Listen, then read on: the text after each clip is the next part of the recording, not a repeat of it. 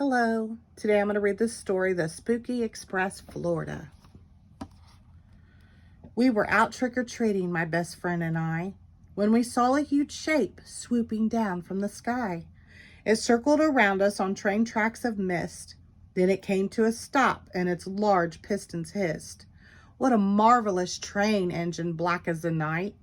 All its carriages glowed with a ghostly green light.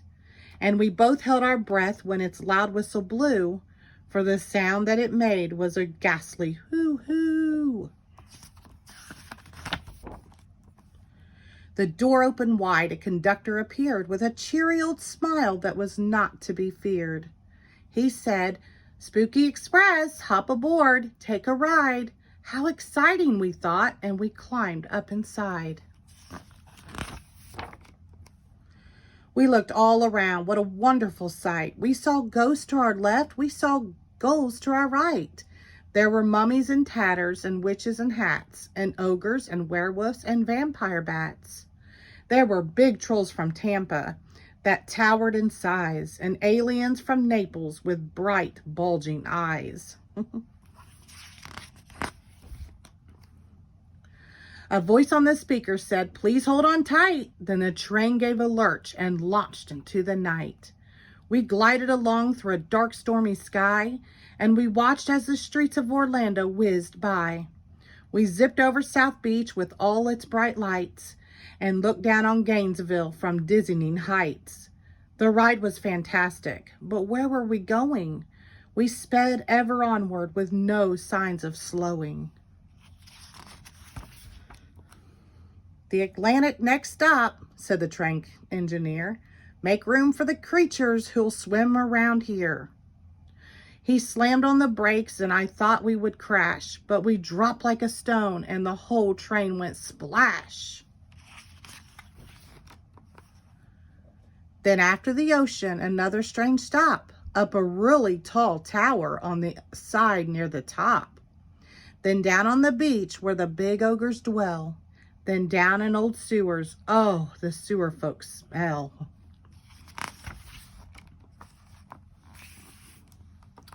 As we raced our next stop, the train turned too fast, and I saw through the window a pumpkin whiz past.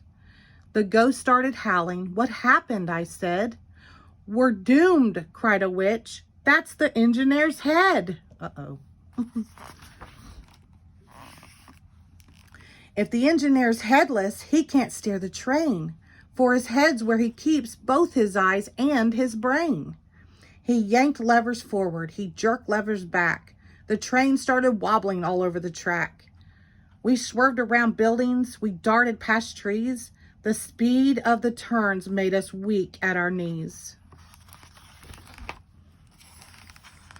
While everyone panicked, I stood up and said, "With the help of some friends, we can go get that head." "Miss Witch," I said calmly, "your broom, if I may. Miss Spider, Miss Dragon, let's go save the day." The engineer's head was in Governor's Park. "Miss Dragon," I said, "will you light up the dark?" "It's there," said my friend. "It's directly below. But it's down in the mud and it's stuck there. Oh no." I turned to Miss Spider. "Please spin us some thread. I've got an idea. We will lasso that head."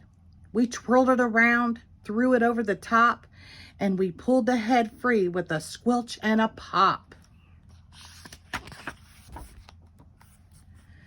Then back we all flew through the wind and the rain, with the pumpkin containing the engineer's brain.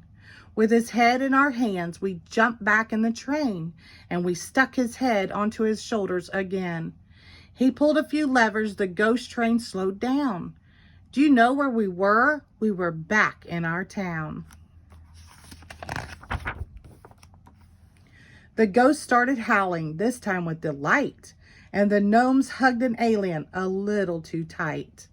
The wizards shot sparks that were orange and green, and they cried, "Well done, children, you've saved Halloween. We've been stuck on this train had you not been so daring, but now we can stop in each town and go scaring." We jumped off the train, none of the worse for our fright. This had certainly been the best Halloween night. The train started moving, its large pistons hissed. It circled around us on train tracks of mist.